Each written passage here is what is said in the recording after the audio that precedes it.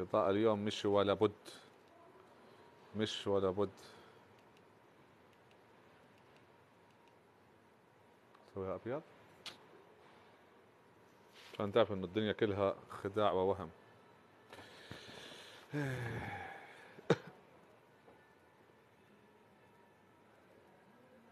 يقول فارس اذا ابدع له فوق الفرس كبوة، وانا فارس لو اخطي ما اخضع لزلاتي. اول شيء نبدا بتحية الاسلام، السلام عليكم ورحمة الله وبركاته. حياكم الله اخواني واخواتي، متابعين ومتابعات، صديقات واصدقاء، اخوان واخوات، اهل واهليات، حياكم الله جميعا في هذا البث الحي. ما شاء الله يعجبني اللي يدخل حارب حار على طول. حلمت حلمت حلمت حلمت. وانا قلت لكم يا جماعه ما عدت انا مركز على احلام، انا مركز على توصيل علم. واذا ما اخذت قلت يا اخوي دائما تدخل، يعني انت ما تتونس في بثي، ما تحس انه بث حلو مثلا تستانس، تحس انا مثلا يعني انت جاي بس عشان تفسر. انا ما اريد افسر لك، تعرف ليش؟ كان تمك كل يوم تدخل واكسبك كل يوم معي في البث.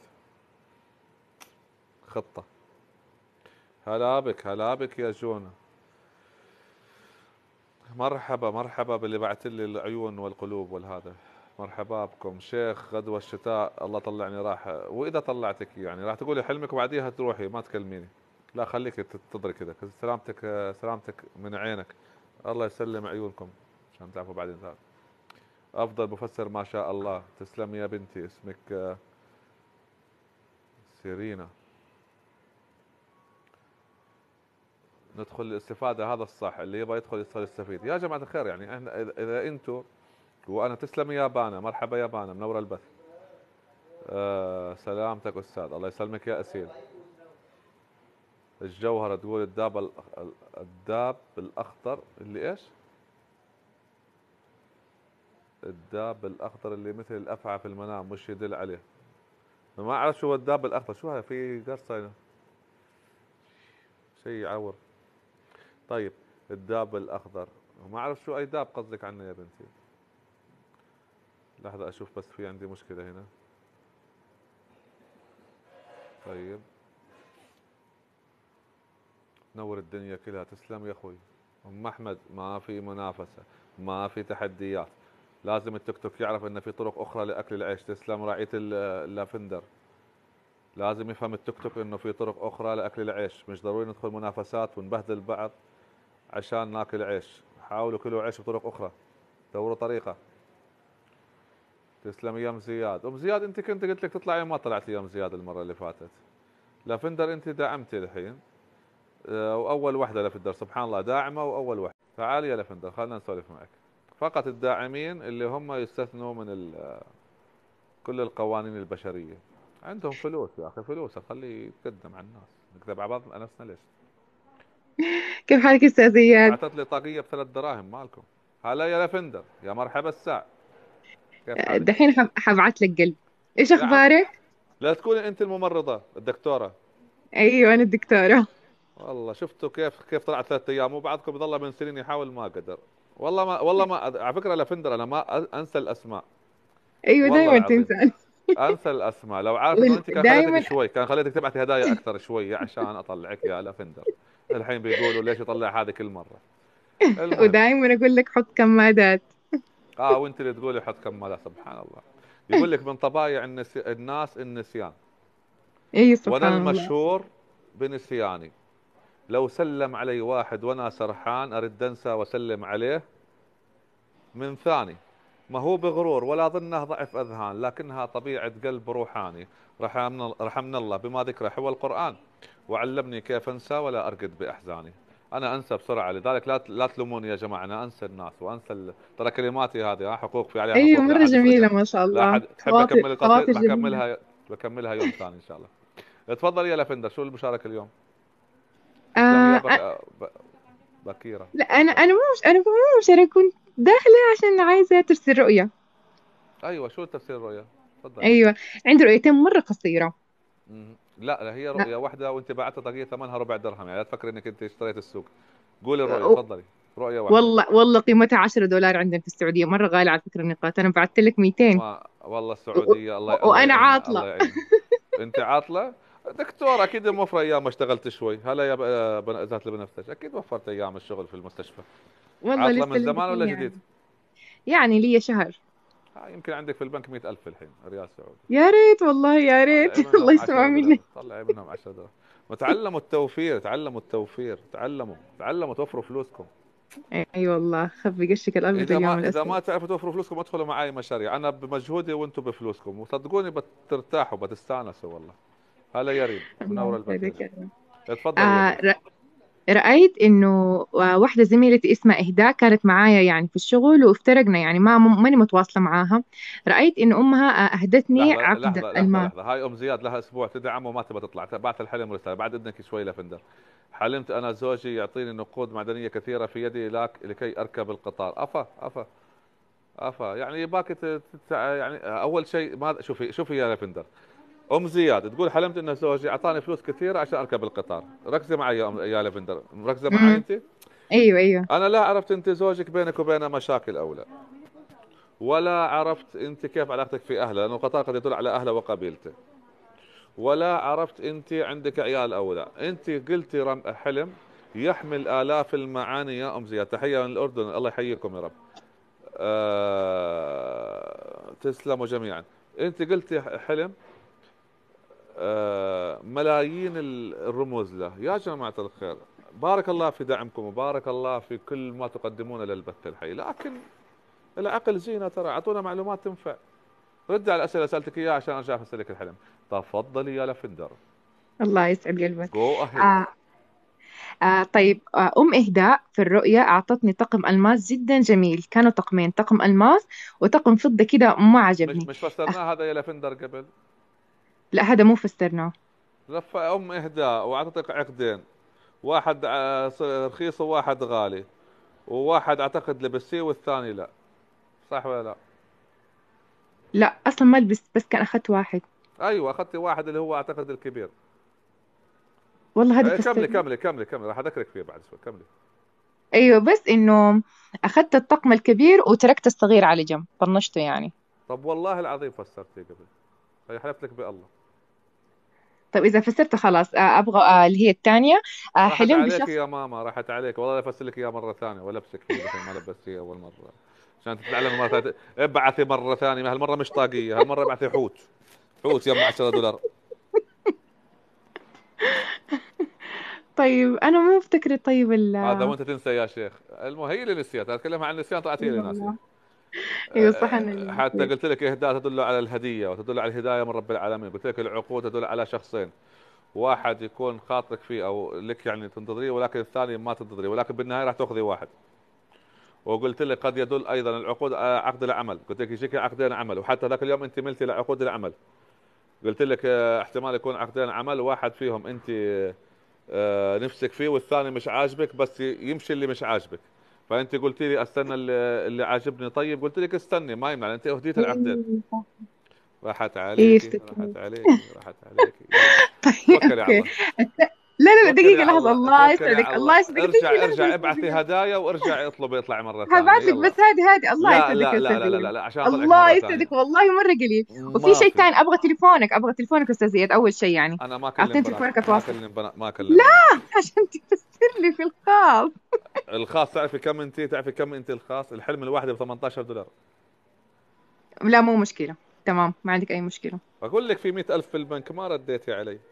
والله ما عندي ولا ريال، شوف انا حلفت لك، بس يا ب... يعني ربنا بيرزق. يا بنات يا اولاد يا بنات، اكتبوا لها رقمي في الواتساب في الرسائل، لان انا لو قلتها بيسكروا البث فورا.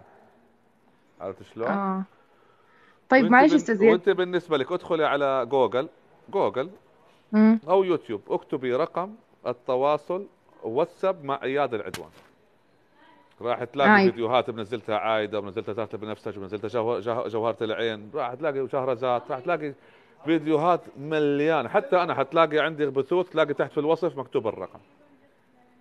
رقم اوكي واتساب اياد العدوان. اوكي تمام. ماشي. آه في واحد انا اعرفه بعت لي رسالة فيها صورة القبة الخضراء تبع المدينة المنورة. انا فهمت مم. من الرسالة كأنه انه هو بيقول لي ان انا وصلت المدينة، مع العلم انه انا ساكنة حاليا في المدينة المنورة وهو في جدة. بس وانتهت الرؤية. ليش؟ يعني شو علاقتك فيه؟ تسلم يا ابو خالد. تسلم آه يا جو. تقدر تقول إعجاب، مهم. يعني علاقة إعجاب في نفس الوقت، يعني بستفيد منه، هو يعني بينصحني وزي كذا، بس في النهاية الموضوع تحول لإعجاب. شو وظيفته هو؟ مستشار ثانك يو قانوني. بوت، شكريه. No, sugar separate. No sugar separate? There's no sugar inside. Thank you. Merci beaucoup. شكرا جزيلا. مسكينة. شفتي شو سويتي فيني؟ كنت ناوي البس الكندورة اسبوع كامل الله يسامحك. دارسيني القلاص ترس عن خاطره عن خشمه. طبعا صح جمعنا في يعني. واحدة السيليكون هذا المكان. في واحدة السيليكون. اوكي بليز bring put see what you did for me. Put hot water here please. Okay see now this I was planned to wear for 1 month. Now خلاص. Put hot water please because it's full. كبروا القلاصات بدل الكلام الزايد اللي ما له دعوة. لا يكونوا يفهموا انجليزي الجماعة، فهموا شو اقولها جالس. قلت لها ان هذا كنت اريد البسه لبكره الصبح فقط. يعني وسختي لي اياه. قلت لي 1 month. ايوه 1 مانث يعني للصبح 1 مانث يعني لا، مانثا 1 من month معناه المنوفي. شهر، 30 يوم. لا حول يعني انا يا اساس ترى حالي تفضحينا يا لافندر وتبين افسر لك حلم كمان الله يسامحك. خلاص قولي حلمك، قولي بسم الله يلا. ايوه خلاص خلص الحلم، بس حلمت انه هو بعت لي صورة في التليجرام. الحلم فقط يدل على النية. I must cost you 5000 درهم. This كندورة very expensive. Thank you خلاص بس شكرا.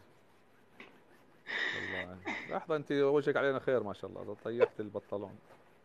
احنا عندنا عادات لو نكب عليك قهوة او شيء معناه فعل خير على فكرة. والشاي. نفس الشيء، ما هو يعتبر بريفليج. والله انا من يوم ما انا صير اسمع العادات هاي في حياتي ما شفت شيء صار الا يجيك بلاوي بعديها. الا تدفعي فلوس للغسيل الملابس. يعني لا ان هاي شاء الله العادات خير. اعتقد هو يقول لك دلق القهوة خير. ليش؟ اذا البنت مش عاجبها العريس في الزواج يعني تكون تكون شديدة يعني وحاسمة وتحط القهوة وهي مش عاجبها الوضع كله يعني وتمشي. اما اذا كانت عاجبها العريس من فرحتها تكون ترقص وهي ماشية ترتعش. فيطيح القهوة منها فيقولوا دلق القهوة خير يعني البنت عاجبها العريس. طبعا هاي عادات يعني سامعها في مصر القصص هاي الله يعلم صح ولا لا. ايوه في الاتراك برضو عندهم. ايوه. فهذا هو. وبعدين تقول لك دلق القهوة خير لها معنى ثاني كمان احذر شو. امم عند الخليج يلا ترى الخليج غير غير المصريين ترى من راسي بس اعتقد انها صحيحة. اوكي. دلق القهوة خير عند الخليجيين يعني انك ضيع كرم الرجال. امم كرم صاحب فيرستين. البيت يعني انه صاحب خير صاحب فلوس. وفي عند العادات القديمة بعض القبائل دلق القهوة دلالة انه تم الطلب انه يعني راح يصير اللي تريده. وفي عند القبائل بعض القبائل لا انه شرب القهوة انه تم الطلب. والعالم كل واحد عنده رأي.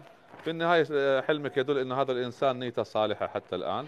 وربما يكون في بينك وبينه خير وان شاء الله يتمم امركم على خير. اذا الراجل لا يعيبه خلقه ولا دينه ولا يعني اي شيء ما في صحته الله يسهل الامر ان شاء الله وييسر اموركم. الحلم فيه دلاله انك قد تتزوجينه وتذهبين انت واياه في الكعبه او في الحج والعمره. وقد يدل ان هذا الانسان فقط نيته صالحه يعني ما يلعب فيك ولا يضحك على مشاعرك والعلم عند الله. ماشي يا ايه بنتي. سبحان. وانا انصحك ايه. للمره المليار امم مليار مرة ناصحك يا بنتي. الخاص افضل لكم. انا اقدر اسأل براحتي وراح تلاقي التفسيرات تختلف او تصير ادق مليون درجة. والله العظيم عادي اطلب منك اقول لك قولي لي شو يفطر الصبح وشو يتغدى عشان اعرف لك التفسير. ايوه، ما عشان بس كده انا طلبت رقمك يا انتوا استاذ ياسين اياد. تلاحقوني على العام. والله انا نفسي لا بتعرفي انا افسر احلام انا في قلبي اقول استغفر الله العظيم ان شاء الله يا رب بس ما اكون غلطان. شو رايك؟ توكل على الله. عشان كده انا عشان كده طلبت رقمك يا استاذ اياد، خلاص هبعت لك ان شاء الله. 18 دولار الحلم الواحد. ما عندك اي مشكلة. و30 دولار الحلمين. وللعاطلين في العمل أمثالك 15 دولار يا أيتها العاطلة عن العمل. أوكي يا بنتي مثلي يعني. أوكي. توكلي على الله. خلاص تمام، احنا ب يلا 15 تمام، يعطيك العافية بس استاذ اياد. good luck my friend. مع السلامة. مع يعطيك السلامة. العافية، الله يسعدك يا رب. أهلا. اللي ما بانا ارجع ابعثي دعوة بليز. ارجع ابعثي دعوة بالغلط، اريد اطلع الاخت، طلعتي انت يا بانا.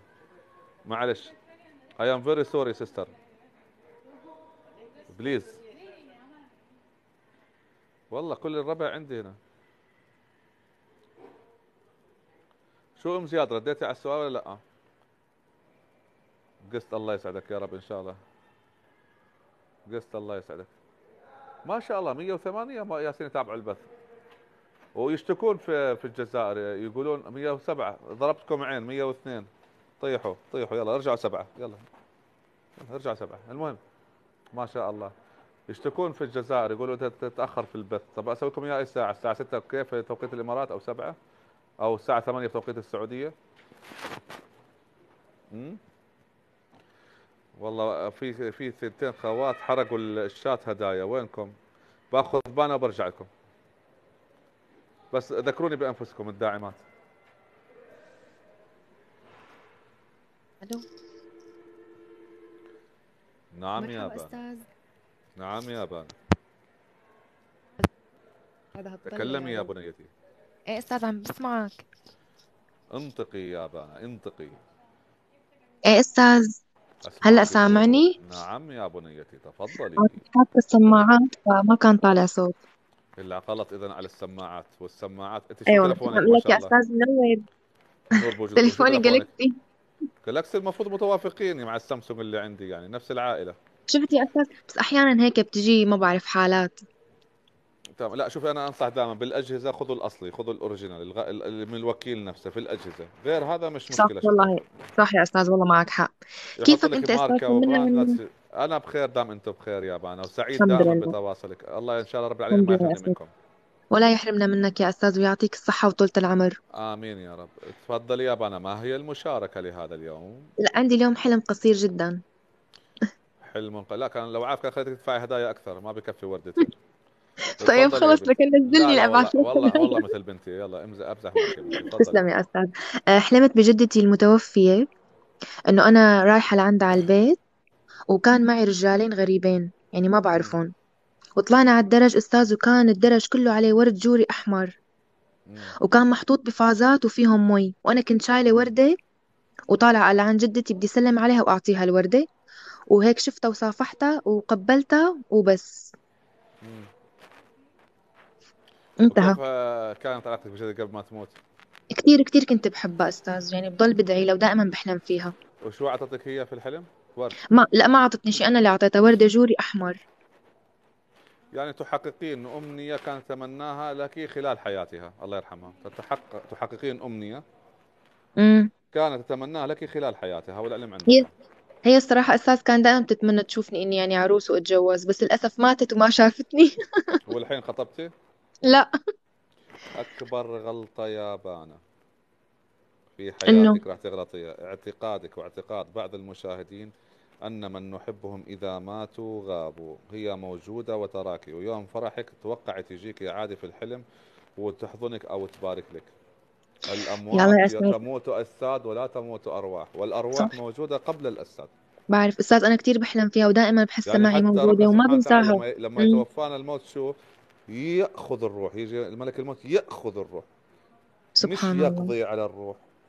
سبحانك يا ربي. وأغلب الحالات اللي جاتني في حياتي وناس كانوا متوفين، فحضروا لأولادهم اللي ينصحوهم، يوجهوهم، يباركوا لهم، يفرحوا لهم. عادي عادي عادي جدا. الأموات ربنا سبحانه وتعالى يسمح لهم أن يطمئنوا على أهلهم وذويهم في الدنيا، أيوة ويفرحوا يعني لأفراحهم. أستاذ، بس بعد إذنك عد لي التفسير إنه أمنية يعني هي كانت سوف تتمناها. تتحقق أمنية كانت تتمناها لك جدتك، وهي إن شاء الله زواجك، ونفرح في عرسك قريبا بإذن الله. إن شاء الله أن إن شاء تكون الله يا رؤيا أستاذ. صادقة تقع كما هي، إن لا شاء الله يا رب. يغيرها ولا يؤخرها شيء. إن شاء ماشي الله يا يا رب. بانا؟ ليك ماشي أستاذ، يا أم بنتي. زياد عم تكتب لك عشان ترد عليها، حرام. شو؟ طب قولي أنت شو قالت. كاتب إنه أنا عندي مشاكل كثيرة معه لدرجة أفكر بالطلاق، لكن صابرة لكي أبعد أولادي عن أبوهم، حتى ما تبعد يعني أولادها عن أبوهم. تسلمي يا 598. شو رأيك يا بانا؟ الحلم اللي يقرأ يحسب ان زوجها يحبها ويعطيها فلوس ويخاف عليها، ولكن امم. الواقع مخالف، صح ولا لا؟ صح، عنده مشاكل كثيرة معه. طب بالله عليك، امم. مش حرام هذه يبعثها بس على حلم على بث حي، مش المفروض تبعثها على الخاص؟ انت استاذ، هي قولي. قبل مرة، صح، هي معك حق، هي قبل مرة كتبت والهدايا اللي لك. قدمتها، والهدايا اللي قدمتها نفس قيمة البث الخاص اللي هو صح. التسجيل على الخاص، لان الحين صح. ثلاث بثوث تقدم. شو صح. رايك يا باني؟ والله، والله شفتك يا عم زياد، بعتي له للأستاذ على الخاص، والله أحسن لإلك. خلاص، المهم وصلت الفكرة، يلا يعطيك العافية. الله يعطيك العافية أستاذ، شكرا ميسرة يا كثير. بانا، ميسرة. ام زياد، اعطاء لك نقود معناتها يعطيك فرص عشان تغير تعاملك معه، معناتها هو يعيبه طريقة تعامله. الركوب القطار او اللحاق بالقطار ده، انه هو يعني شكله مشاكله معك اغلبها سببها اهله، لازم تمشي اهله، او اذا كسبتي اهله كسبتي. ولكن الحلم هذا يظل معلق موقوف حتى يتم التواصل معك شخصيا. فلو انت تبي نصيحتي، اطلبي تواصل عبر اتصال، لان ما راح اقدر اظلني اتابع اسئله واجوبه، او ابعثي هديه محرزه كذا تهز التيك توك عشان احولك على الخاص وافسر لك احلامك على الخاص. لكل فارس اذا ابدع له فوق الفرس كبوه، وانا فارس لو اخطي ما اخضع لزلاتي. روح لها ساعه تبعث هدايا، وما نبى نزعل روح لانها عن جد حرقت التيك توك هدايا. تسلمي يا روح، تفضلي يا روح. السلام روح. عليكم. وعليكم السلام ورحمه الله وبركاته. كيف الحال أستاذ إياد؟ بخير يا بنتي، شكرا على الهدايا اللي تقدمينها يا روح. الله يسعدك يا رب، والله أنا وعائلتي كلنا من الداعمين لك، أنا وأخت رغد. والله أي. اكلنا اكلنا. لا لا لا لا تخاف، أنا أحلامي قصيرة مو زيهم. تسلمي يا رعية الدجاجه البطه بطوطه. عندي حلم قصير قبل 5 أيام. مهم. اول شيء حلمت. سلمي على رغد وسلمي على الوالده الله ووالدك. يسلمك يا رب، الله وانتوا اهل يسعدك من يا ايام رب. برنامجي في قناه الان، أي وما زلتم نعم. اهل، بارك الله فيكم. الله يسعدك ولولا يا رب. الظروف انت عارف انا اعملكم مثل اهلي من زمان. الله بارك الله يسعدك فيك. يا رب، ما تقصر. تفضلي. حلمت حلم قبل 5 أيام. انت شو حلمت. اسمك انت؟ ندى. ندى. انت غير اللي بالزوجه اللي عندها مشاكل. أيوة أيوة، أنا العزبة الصغيرة. انت كم عمرك الحين؟ حاليا 29. هذا انت الصغيره كذا، أيوة. هذاك الكبار. أيوة بالضبط. الله يجوزك يا ندى. الله يجعل الحلم هذا مبشر بالخير يا رب. يزوجك انت واهلك كلهم يا رب امين، الله يسمع منك يا رب. اللهم ادعوا لهم يا جماعه، ادعوا لهم اكثر إن شاء ما الله. طلعوا عيني من 15 سنه. انا ولا مره فسرت لي ترى استاذ تسلمي يا اياد. 5 9 8 الحين راح اطلع. انت اسالي اختك شو مطلعه عيني في البرنامج. انا داري انا الله داري. يستر عليكم يا رب. امين يا الله رب. يستر عليكم. تفضلي يا بنتي. اي حلمت قبل 5 ايام انه انا في بيتنا في احد الغرف في البيت يعني، وانه انا يعني في واحده من الغرف وفي كانه مناسبه عندنا، بس انا لسه ما طلعت على الضيوف. فبطالع في المرايه فبشوف انه شعري مصبوغ لون بني، فبشوف انه انا يعني مبسوطه وراضيه بالشكل هذا، يعني فرحانه وانا اشوف نفسي فيه له، علما انه انا شعري في الحقيقه ما هو بني. مم. ايوه أختك كذا. رغد تقول لك نشفتي غسيلنا يا ندى. ايوه، فانه انا يعني منتظره في الغرفه، منتظره احد يناديني عشان اخرج لهم، يعني عشان اخرج للضيوف اسلم عليهم. اي بس كذا، هذا الحلم. بس هذا هو. ايوه هذا هو. بعت 15,000 ورده عشان كلمتين. بالضبط. لا حول ولا قوة. لانه انا من النوع اللي نادرا يعني انه احلم. شكلك انت الكريمه في العيله. شكلك انت اكرم واحده بالضبط. فيهم. لا مش العيله كلها يعني، من خواتك الثنتين. ممكن. طيب. عيد الحلم، يلا بسم الله. قلت لك انه انا في الغرفه في البيت انا، وفي عندنا مناسبه بس انا ماني عارفه وش هي هذه المناسبه.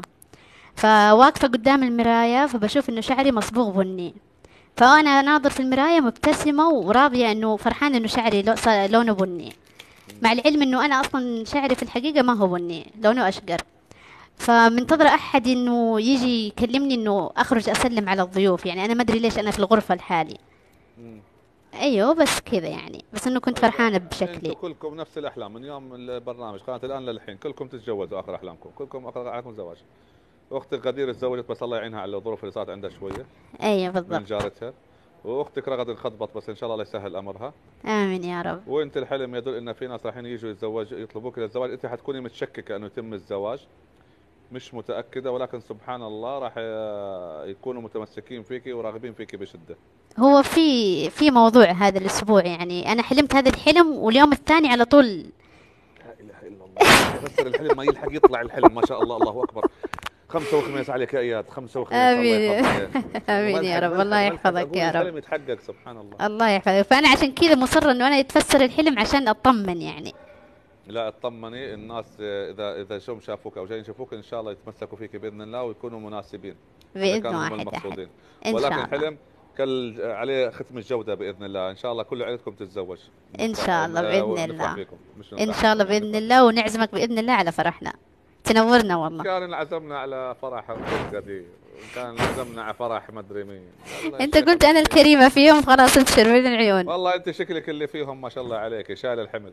يلا ميسر الله يا بنت. يسعدك يا رب. شكرا. الله يسعدك يا ميسر رب. ميسر يا رب. خير.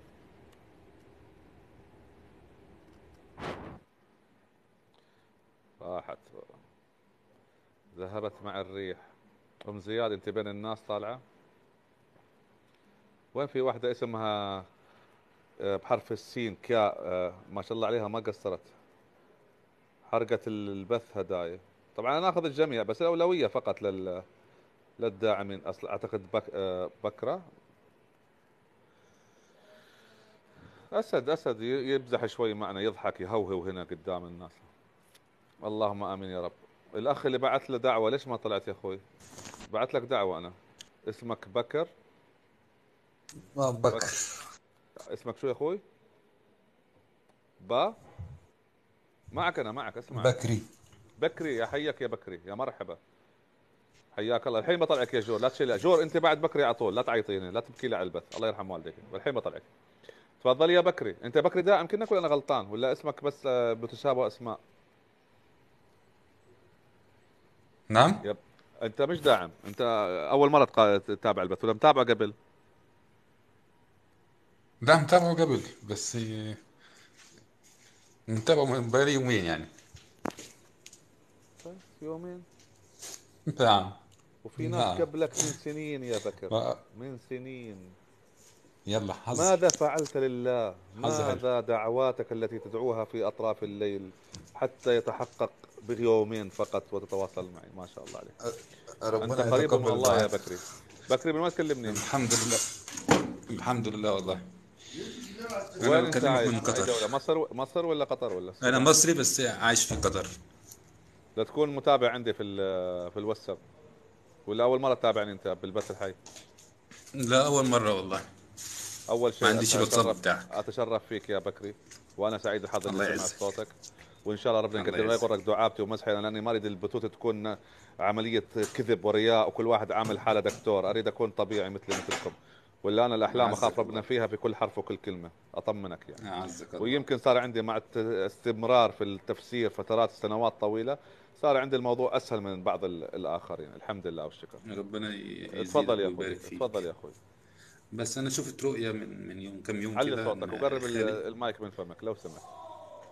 شفت رؤية من يومين، خالي المتوفي جالي في الرؤية ان انا في فرح، فلقيت خالي واقف مستنيني.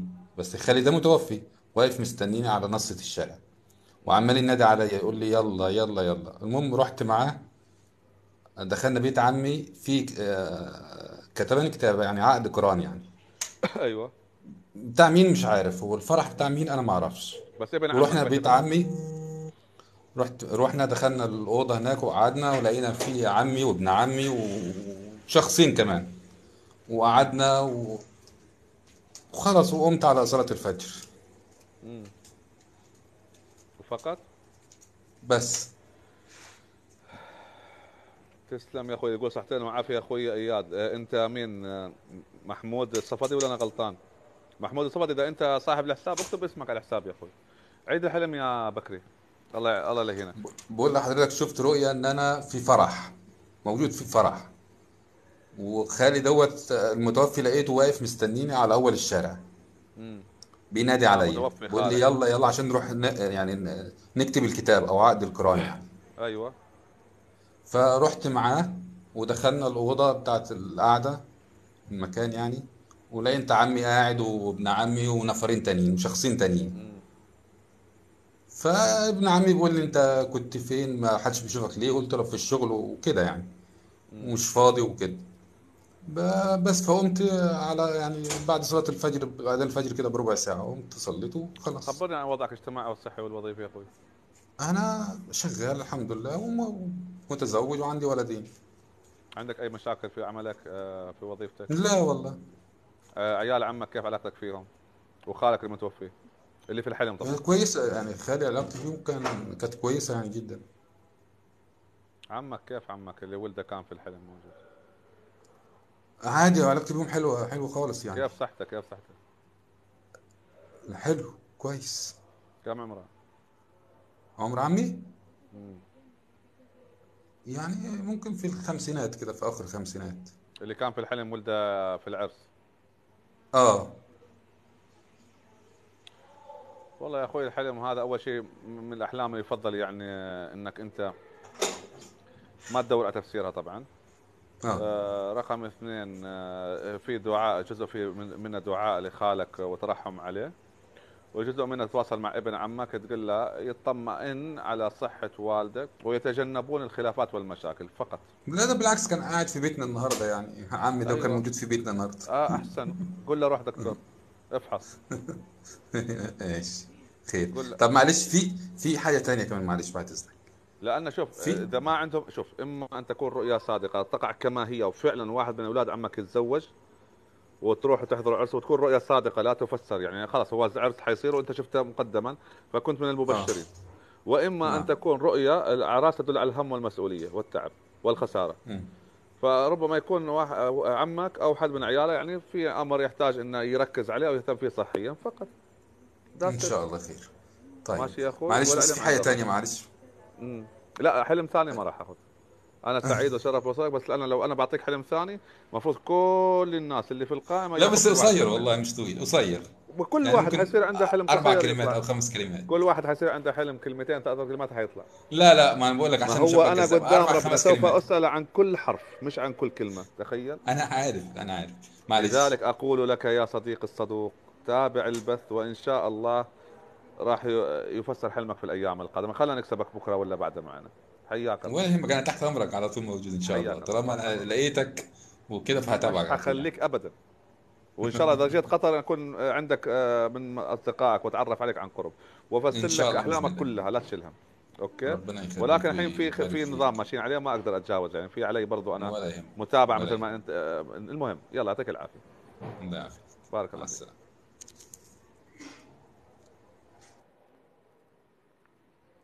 منور يا محمود الصفدي. يا جماعه في سب هنا قاعد يتابعني الحين اسمه محمود الصفدي، تعرفت عليه في الأردن. هذا عبارة عن جوهرة، عبارة عن ألماس، عبارة عن إنسان نقي جدا لا يحمل أي مشاعر كذب أو رياء أو نفاق. إنسان من أكثر الناس اللي تشرفت في معرفتهم في المملكة الأردنية الهاشمية، وأتمنى الله سبحانه وتعالى يجمعني فيه قريبا سواء في الإمارات أو في الأردن مرة ثانية. أيام ولحظات وصداقة وأخ وعون ودعم وإسناد، إنسان ما عليه كلمة. الله يحفظك يا محمود، منور البث يا غالي. بكرة بنزله في اليوتيوب وقص هذا وارجي للشباب خليهم يعرفوا انه انت عزيز علي، خليهم يموتوا غير. في الاخت ريم تقول اوف اوف اوف اوف شو هالغرور يا شيخة. اين الغرور؟ في ناس لها تبعت احلامها من 10 سنين، اين الغرور؟ اقول له ريال ما شاء الله عليك حظك حلو انك طلعت معاي في البث. عادة كان يبغى يفسر حلم ثاني. في ناس من 10 سنوات يبعثون يوميا ولم ييأسوا ولم يكلوا. فانا اقول له انك انت بيومين بعثت وطلعت ما شاء الله نيالك يعني. بس فانا ما اتكلم انه طلع معاي، اتكلم عن حظه بالنسبه للاخرين. يا ريم يا ريم يا الله ادعي عليك يا ريم. انا دعيت على الطبال اختفى تماما. هذاك اليوم شفته ماشي يكلم نفسه في الشارع. تبى ادعي عليك يا ريم؟ يا الله يا عظيم يا رحمن يا رحيم يا كريم. هذه ريم اللي قالت غرور ترزقها اذا كانت انسه بالزوج الصالح وتحفظها من كل شر وتحميها وتوفقها في حياتها. أين الغرور؟ كان لكم يوم محاضرة بالمعاني والقصود المقصود يعني. وين الأخت اللي قلت لها طلع أجور؟ جور يعني يا جور، بدأت تستغفر ربنا بعد شوي بتصير تدعي علي يا جور. السلام عليكم. وعليكم السلام ورحمة الله وبركاته. هلا يا جور، ليش زعلانة يا جور؟ ليش تستغفر ربنا؟ تحتسب الله. تعتقدي اني انا يعني استغفر الله مقصر العظيم. معك يا جور؟ هل لا تعتقدي ان انا مقصر في حقك؟ م? لا كم عمرك يا لا. جور انت؟ كم عمرك؟ 25. الله يطول عمرك. شو وظيفتك؟ 25. شو وظيفتك يا جور؟ آه، عاطلة. احسن لك. الانسان العاطل مريح راسه، ينام وقت ما يبى ويطلع وقت ما يبى. طيب شو درستي يا جور؟ مم. درست بكالوريوس حاسوب. شاطرة يعني اشطر مني، وجاي تفسر احلام عندي ما شاء الله عليك. طيب يا جور، خبريني شو حياتك الحلم المأساوي الذي سوف نلتقي الآن على تفسيره بإذن الله. خير يا جور. حلمت إنه كنت بمكان بناء قيد الإنشاء، أو إنه إشي منه مبني. كانت أمي معي فأنا طلعت على الدرج. مم. فأنا لما طلعت على الدرج أمي ظلت تحت، حكيت لها لا تطلعي، لأنه لما طلعت ما في مكان أقدر أنزل منه. ما في مم. مكان للطريق إنه أقدر، في مكان للطلوع طلعت بسهولة، بس ما مم. في مكان للنزول. مم. المهم بعدين يعني بطرق ملتوية بهيك نزلت عن طريق حبال أو إشي بصعوبة جدا حتى مم. قدرت طريق أنزل منه بس. مم. انت وين عايشة يا جور؟ بالأردن. من الأردن. وين، في عمان ولا في اربد؟ لا، بالسلط. في السلط. تبحثي عن وظيفة أو لا؟ أبحث. نعم. تبحثي. عاد المحاسبة مم. هناك مطلوبة. يعني حاسوب كله المحاسبة بده وين ما رحت في واسطات يعني. بس وين ما رحت في العالم تلاقي حد واسطة محتاج محاسبة. بس يمكن انت تبي معاش معين او وضع وحاسوب. معين. مها راح طلعك يا مها. إنه لا، الأمور ما ابعثي كمان بتمشي يعني. أردن. باجي بدي أتعين بتخرب الأمور. كل ما أجي بدي أتعين الأمور بتصير عراقيل. طب عيد الحلم يا جور الله يعينك. حلمت إني بمكان هيك قيد الإنشاء طوابق، كانت أمي معي. طلعت أنا الدرج. مم. بعدين لما وصلت الطابق الثاني قلت لأمي لا تطلعي لأنه ما في مكان أنزل منه. المهم مع 100 حيلة لقيت إشي أنزل منه عن طريق حبال وهيك يعني بصعوبة جدا، حتى قدرت أنزل لأنه ما في درج لنزول. مم. بس. كيف وضع أهلك المادي؟ متوسط. تقدر تدخلي دورة تدريبية بقدر. ب 20 دينار ولا 10 ليرات؟ طبعا بقدر. حسب الحلم. اتعبي حالك شوية زيادة، بس شوية زيادة بس يعني خلال دورة تدريبية أو كورس. تسلم يا ال اي. ضربني في قلبي ال اي. جابني. شو اسمك؟ بس اسمك مش طالع يا اخوي ال اي. اوكي.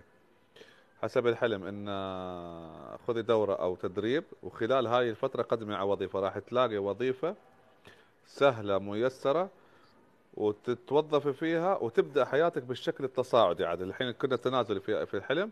مجرد ما تحصل وظيفة حتصير حياتك في الشكل التصاعدي. اي دورة تحتاجيها مم. لتقوية دراستك او شيء، بس من خلالها حسب الحلم راح تلاقي الوظيفة، والعلم عند الله. أنا عارف إنه يعني حتى التفسير لو غريب. كنت ما في طريق أنا عارف لنزول. إنه التفسير غريب ومش متوقع، لكن أنت نعم في غريب. الحلم تبني. والبناء هنا بناء نفسك.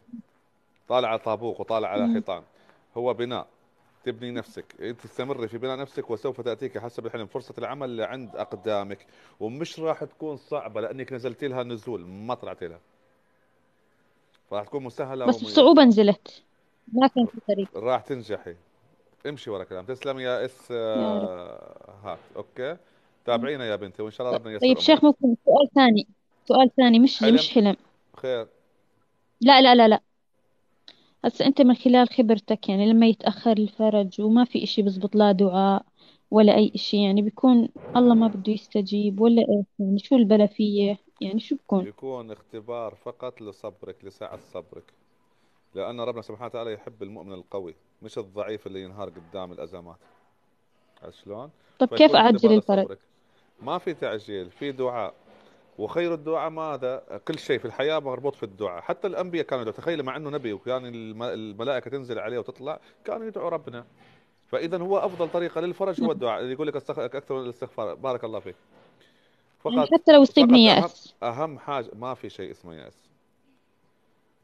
ما نطق به نعم. اللسان، ما نطق به اللسان، يعني دعائك ما يكون فقط في القلب، يكون قوي، يعني يكون بثقة، انطقي بلسانك، لا تتخاذلي، لأن الدعاء في القلب فيه تخاذل، فيه مرتاح وأدعو وأنا ساكت، لا، انطقي في الكلمة، مع العلم أن دعاء القلب يستجاب، ولكن الأفضل احنا نقول لك التوب، احنا نقول لك في مقاييس، نعم. هذا أفضل مقياس. ما نطق به اللسان نعم. وآمن نعم. به القلب. آمن به شو؟ القلب. القلب. وصدقه العمل. يعني ما تدعي ربنا نعم. وانت ايمانك ضعيف في اجابه الدعاء، ولا تدعي ربنا يكون ايمانك قوي في اجابه الدعاء وتعملي اعمال او تصرفات تغضب ربنا عليك. حافظي على الصلاه، على اعمال نعم. الصالحات، على الاحسان، على صله الرحم. وموضوع صله الرحم هذا احنا نتكلم عليه بشكل شوي واضح. اوكي. والعلم عند رب العالمين يا نعم. بنتي. اوكي، بارك الله فيك. إن شاء الله. شكرا لك.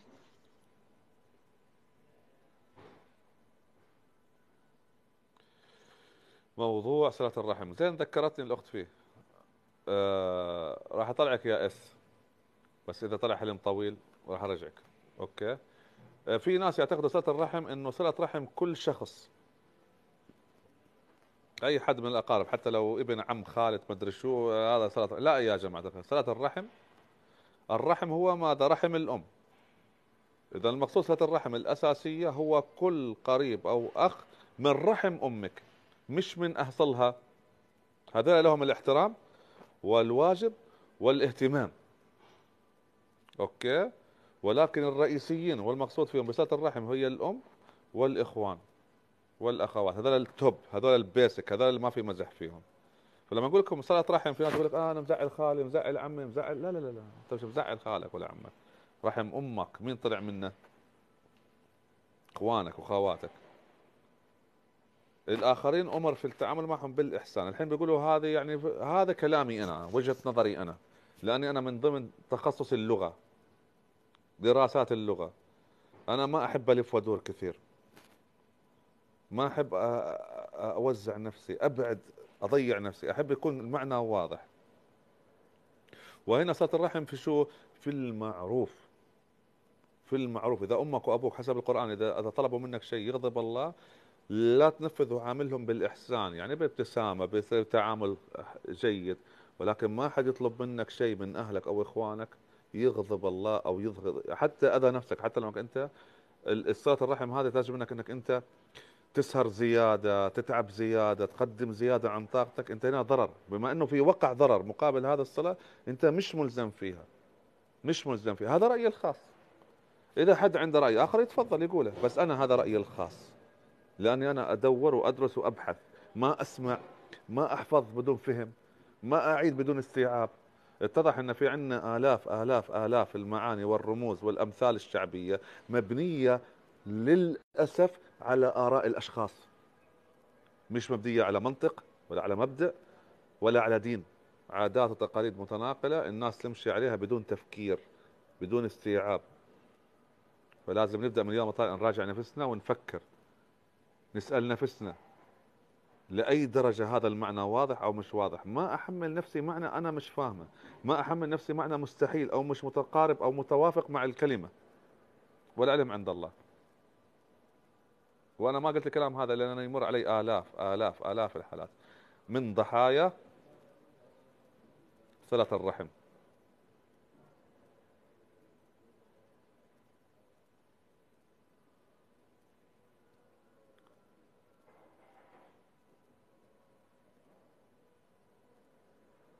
شو اللي بيقول غير واضح؟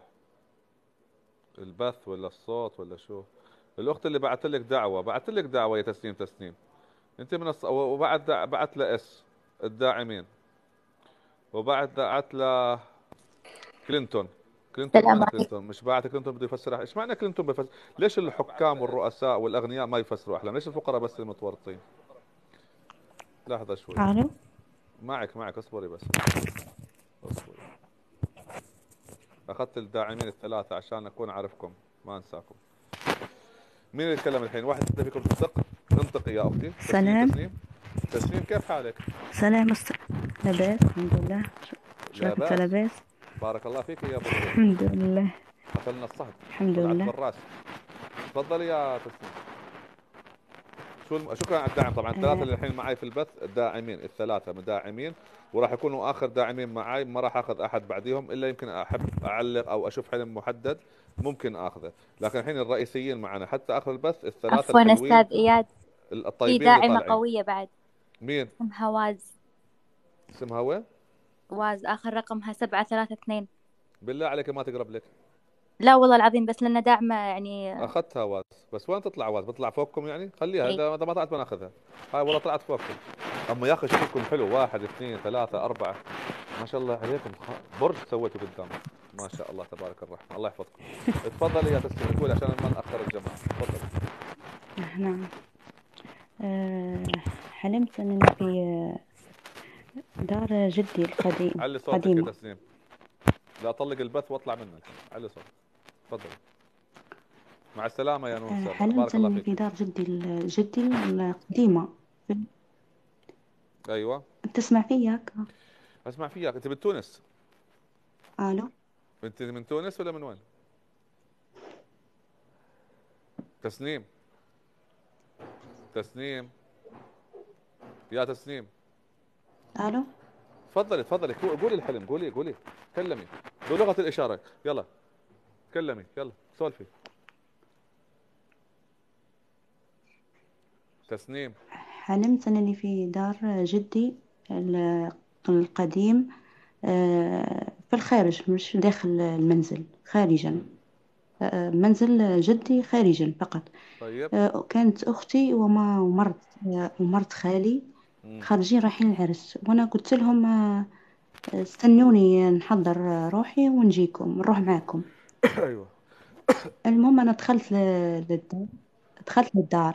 كي دخلت للدار، داخل المنزل، مش نفس منزل دار جدي القديم، منزل داخل منزل آخر. المهم أنا دخلت قاعدة باش ندخل الحمام، باش نعدل ننظم روحي باش نروح معاه من العرس.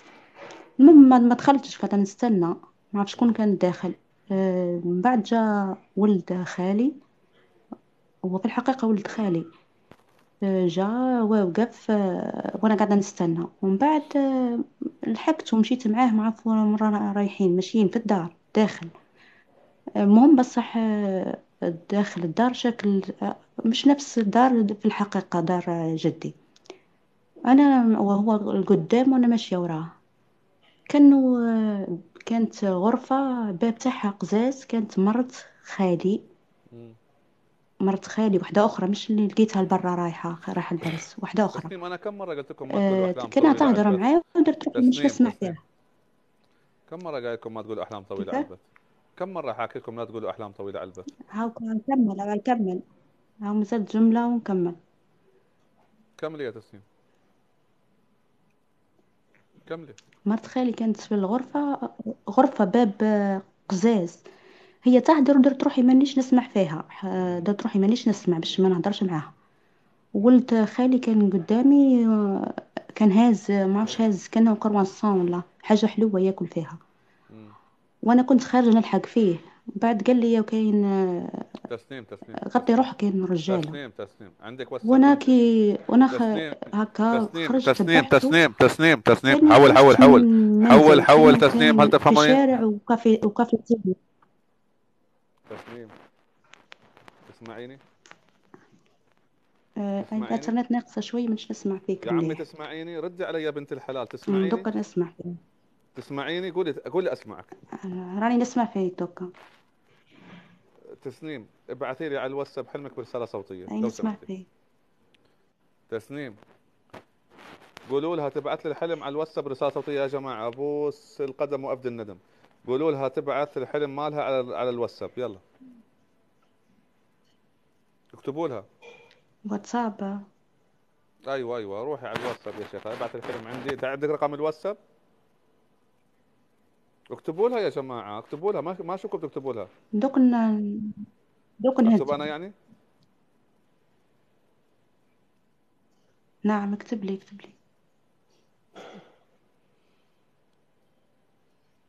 ما يطلع، ممنوع اكتب. تسنيم ضيفي رقم الواتساب حقي عندك في الواتساب، وابعثي لي حلمك عليه رسالة صوتية مع ذكر الحالة الاجتماعية والصحية الوظيفية، وراح ارد عليك ان شاء الله في اقرب وقت ممكن. واضح؟ سمعتي يا تسنيم؟ معليش، لا واضح. راح اطلعها، راح اطلعها. اسمع. السلام عليكم. لحظة يا اختي، وعليكم السلام ورحمة الله وبركاته. تسنيم يمكن الحين تسمعيني، يمكن لما انت كنت فاتحة المايك ما قدرت تسمعيني. تسنيم، رقم الواتساب حقي موجود في جوجل وفي يوتيوب. اكتبي في جوجل رقم تفسير، رقم واتساب اياد العدوان، وابعثي لي حلمك برسالة صوتية مع ذكر حاجة اجتماعية وصحية وظيفية، وراح ارد عليك خلال اقرب فرصة ممكنة. وسوري يا تسنيم، حلمك طويل وما تسمع الصوت، يعني لو اجي اسال عليك ما راح تجاوبي. الحين ناخذ قلب 5 5 الى اخره، تفضلي. السلام عليكم. وعليكم السلام ورحمة الله وبركاته. أستاذ إياد، شفت في الحلم كأني نايمة على سريري، ودخلت علي الشغالة بهذا السطل أو الصحن داخله ربيان، كأنها صحتني وأكلت قطعة. بعدها أولادي 2، الصغير كله قطعة، والكبير كان يبي ياكلها بس ماسكها بإيده، كأنه يعني يفتش أو يطالع الربيان شلون متكون. بس هذا الحلم. عيدي مرة ثانية. دخلت علي الشغالة وأنا نايمة، كأنها صحتني وجايبة معاها سطل في ربيان. أنا أخذت قطعة، وأولادي 2، الصغير أكل قطعة والكبير كان ماسكها بياكلها، بس قام يفتحها بإيده ويشوف يعني من شنو تتكون من داخل، بس وانتهى. مين اللي دخل عليك في الربيان؟ الشغالة. كيف الشغالة هذا شغله؟ زينة. ما عندك مشاكل معها؟ لا. وانت علاقتك بزوجك زينة؟ أنا منفصلة. من جروب المطلقات مالي. ما شاء الله عليك. طيب ما في محاولات من زوجك انه يرجع لك، او حد متقدم لك غيره؟ في أحد متقدم لي؟ إيه. كم عمره؟ 46. بس راضية عنه؟ انت حاسة انه انسان مناسب؟ أنا راضية بس أهلي مو راضين. ليش يعني انت كم عمرك؟ 37. يعني بالعكس بيرفكت، تفصيل للرجل. لا، أسباب تافهة يعني، مش أنا نفس عارف القبيلة. هي العادات اللي قتلتونا فيها، اللي رجعتنا مليار سنة ورا. قبل قاتل الإسلام. الله هذه العادات قبل والتقاليد. الإسلام، هاي العادات قبل الإسلام، وحوروها انه خلوها من العرف والدين وما ادري، ولا لها علاقة ابدا، ولا واحد بالمليار. بالعكس ان ربنا جعلنا بمعنى جعلنا شعوبا وقبائل لنتعارف، وجعلناكم شعوبا وقبائل لتعارفوا. ما له خص علاقة نهائيا في العادات والتقاليد، القصص اللي تصير. والله شوفي، هو حسب الحلم راح يجيك اخوان واخوات لاولادك، فان شاء الله يكون هذا الشخص هو المقصود. إن شاء الله هذا الشخص يكون زوجك، وترزقي منه بذرية، ويكونوا يعاملوا أولادك معاملة حسنة، وأولادك يعاملوهم معاملة حسنة. واضح كلامي؟ إن شاء الله يا رب. وقد يدل الربيان على إجابة الدعاء لله سبحانه وتعالى. إذا دعيت ربنا سبحانه وتعالى بأنه يرحمك وييسر لك الأمر هذا سوف ييسره. أبنائك هنا يدلوا على الرضا والتراضي، إن كل العائلة راح تكون مستقرة وسعيدة، والعلم عند الله. يا رب إن شاء الله. أستاذ إياد، بس عندي سؤال إذا ممكن. الفستان الوردي في الحلم، أنا شفت تفسيرك في اليوتيوب. التمسك بالأمل، اللون الوردي تمسك بالأمل، تمسك بالدعاء، تمسك بالإيمان بالله سبحانه وتعالى. بس أنا شفتك مرة فسرت أن واحدة تعبانة نفسيا، حسب نفسيتها الحلم، تعبانة. حسب حلمها وحسب حالتها. ترى كل رمز يحمل آلاف المعاني. يصير أقوله ولا مرة ثانية إن شاء الله؟ راحت عليك يا شاطرة. يلا الجايات أكثر إن شاء الله. ما شاء شكرا. الله عندك رزق، تدعم البث الجاي وبتطلعين كالعادة بإذن الله إن شاء الله. شكرا. مرحبتين. وين الأخت الفاضلة؟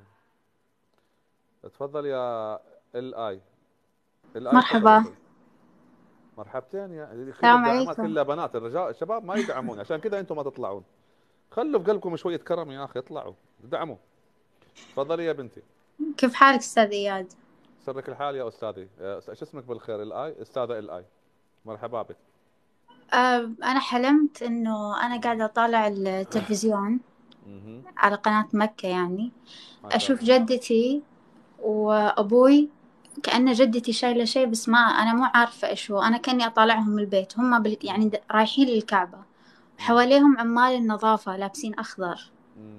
يعني ماشيين معاهم إلى باب إلين ما فتحوا لهم باب الكعبة ودخلوهم ودخلوا. بعدين أنا بكيت يعني إنه كيف يروحون يخلوني، ليش ندوني اللي يعني هو قاعدة والدك أبكي. ووالدتك؟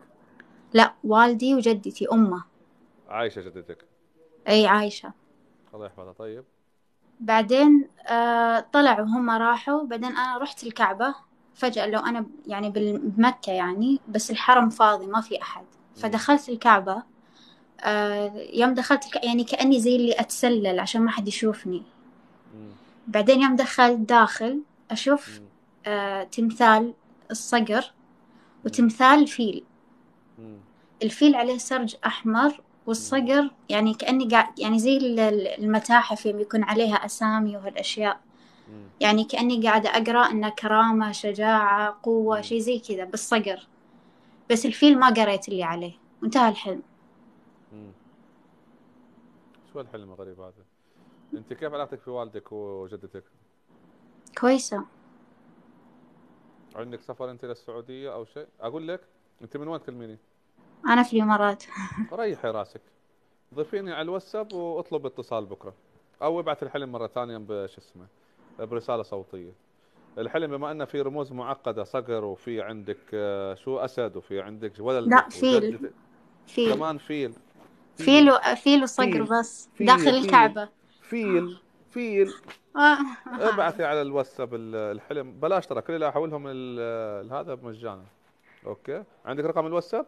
لا، ما عندي. ما اكتبي في جوجل رقم اياد عدوان. اذا ما لقيتي لما انزل انا مقطع من الحلقه هذا او البث هذا، اكتبي تحتيه انا فلانه داعمه واطلب التواصل معك، انا راح ادبر لك طريقه للتواصل، انت او الاخت اللي قبل شوي طلعتها، اذا ما قدرت اعتقد اللي كان قبلك الحين.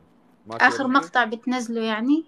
انا الحين بنزل مقطع من بعد اليوم او بكره بنزل مقطع من هذا البث في التيك توك. اخر مقطع اللي هو انا لابس فيه اللبسه هذه، وراي البيتزا هذه، وراي والله ماني عارف شو. طيب المهم، طيب، تمام. اوكي يا بنتي، تمام. يعطيك واضح. العافية. الله يعافيك يا رب. في أمان الله.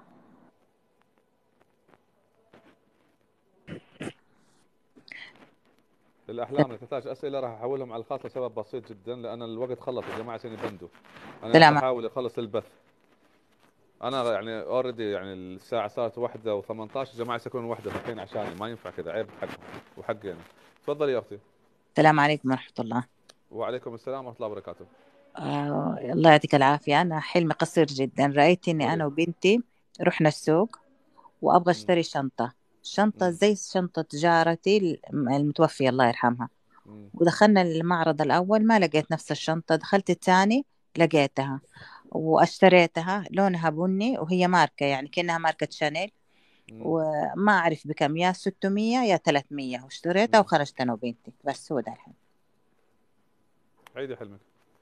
رأيت إني أنا وبنتي رايحين السوق نشتري شنطة زي شنطة جارتي المتوفية الله يرحمها. دخلنا المعرض الأول ما لقيتها، المعرض الثاني وجدتها لونها شوي يا بني. اختي، انا صح مستعجل بس مش قادر عشان مستعجل بسرعة. لا ما هو انت اساسا ما القط، انا اصلا اوريدي الحين مخي معها، فشوي شوي عشان اقدر استوعب. رحت السوق أنا وبنتي على أساس نشتري شنطة. أنا أبغى أشتري زي شنطة جارتي، شفتها عند جارتي لكن في الحقيقة جارتي هذه ميت الله يرحمها. رحنا المعرض الأول ما لقيت الشنطة، خرجت أنا وهي المعرض اللي جنبه لقيتها. شنطة ماركة شانيل ولونها بنية، واشتريتها ماني متذكرة بكم، يا ب300 يا ب600. بس هو ده. خبريني عن حالتك واشتريت. الاجتماعية والصحية والوظيفية وحالة بنتك. بنتي عمرها 17 سنة، غير متزوجة، طالبة. وأنا أرملة، وحالة الصحية تعبانة والله صحيا، يعني في متاعب معايا. وإيش كمان؟ وعلاقتك في زوجك؟ أنا أرملة. متوفي الزوج الله يرحمه. أيوة. وظيفة، عندك وظيفة؟ لا، متقاعدة. متقاعدة.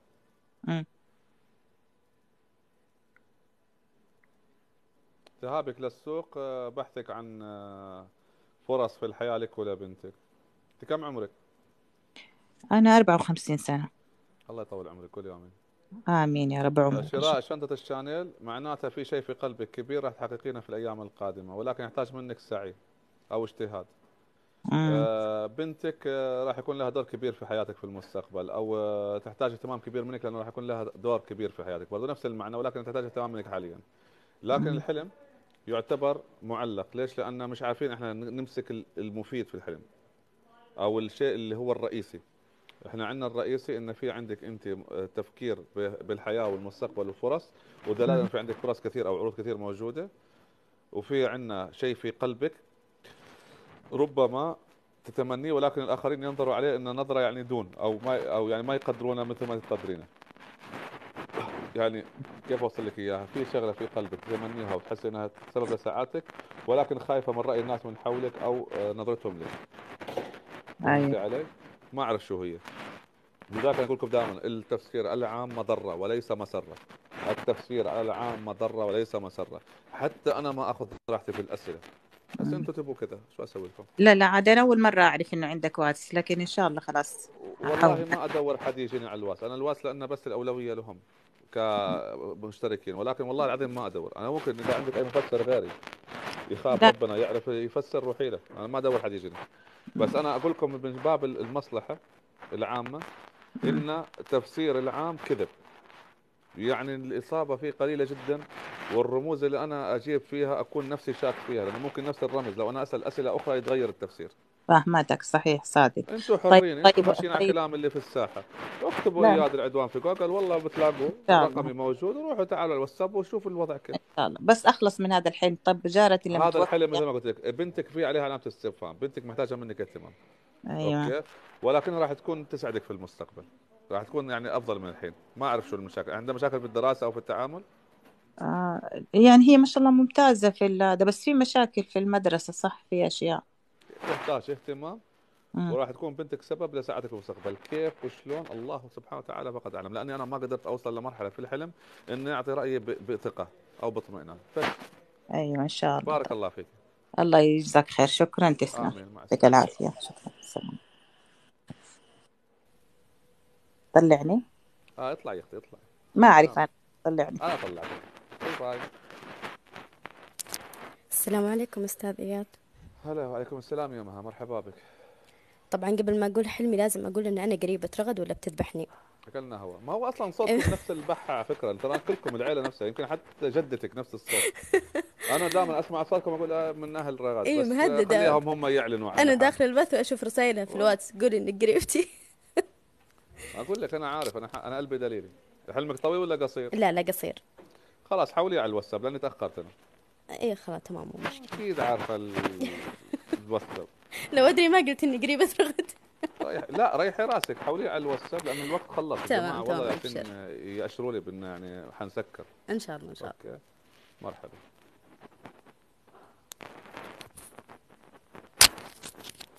طلعني لأني مو عارفة.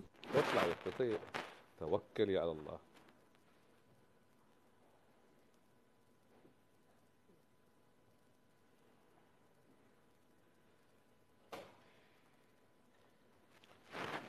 ليش يا ريم زعلانه؟ ليش يا ريم زعلانه؟ لماذا يا ريم زعلانه؟ يعني عشان اطلع الداعمين يا ريم؟ يعني هذا الانسان يوم يدعم هذا شو وضعه؟ يعني لو انت مكاني جالس الحين تسوي بث، لنفرض تتكلم عن الطبيخ او الجري او الغسيل، وعندك هذا الانسانه بعثت لك دعم وهدايا، فتقولي خليها تولي، انا بطلع باخذ اللي واقف بالدور، شو رايك؟ بعدين اخذت ناس كثير مش من الدور، بعد على فكره كل الداعمين اللي طلعتهم يا ريم كانوا قبلك، وفي داعمين الحين، هاي اف 4 داعمه، وفي امنا داعمه، وفي ما ادري مين داعمه، وما طلعن يا حرام، ما زعلن، وهم داعمات وما طلعن، وما راح يطلعن اليوم، يمكن يطلعوا بكره ولا بعده. ما زعلوا البنات يا ريم، ومع مدافعات فلوس وخسرانات فلوس. ليش يا ريم كذا تعامليني بظلم؟ ظلمتيني يا ريم، اهون عليك تظلميني يا ريم؟ لا حول ولا قوه الا بالله. طبيعي يا جماعه الخير، هذا اقول لكم التوك توك نفسه اللي الحين شايفينه منا، اذا ما في كان داعمين بيسكر بيقفل. الداعم هذا انسان قدم ماله لعلم، حتى لو فلس، قدم فلس لعلم، في وقت الاخرين واقفين ينتظروا بس. له اولويه يا جماعه، حتى لاي واحد فيكم، اتحدى اي واحد فيكم مين ما يكون مسوي بث وحد يدعمه ما يشوفه، ما يشوفه بس ما يا حرام، نشف ريقها وتبعث ورد. إنا لله وإنا إليه راجعون. أصلا أنا ناوي أسوي البطولة كلها معلومات وتعليم، وخلي اللي يبغى يتعلم التفسير يتعلم، يصير يفسر لحاله، بدل ما تضلكم صدعيني وتقولي فسر لي فسر لي. أنا أصلا تعبت من التفسير يا جماعة، أريد أنا أرتاح مثل ما أنتم تحتاجوا الراحة. أوكي. اللي راح لي على الخاص يقول حلمه، وممنوع يفسر أي حلم ثاني غير الحلم اللي شارك فيه في البث. تسلمي يا بسمة، بكرة ذكريني باسمك يا بسمة، الله يعينك أنت وأمنا ريم. ريم أنت بكرة ابعثي بفسر لك بكرة، واف 4 ابعثي بكرة أحلامك. قولوا إن شاء الله الله يطول عمري ويسر لي أمري وأتقابل معكم بكرة، وهذه العين قبل هذه العين. إذا اليوم أخذنا الداعمين إن شاء الله في المستقبل بسوي لكم بثوث مبكرة من الساعة 8، باخذ الداعم وغير الداعم وظلنا معكم 4-5 ساعات. فيكم أحد دعالي؟ ما في أحد. فيكم أحد قال الله يحفظه؟ ما في أحد. فيكم أحد قال كلك لقمة اشرب شيء؟ ما في أحد. تحاسبوني على تقصير أنا مش بيدي. what I can do this is my luck.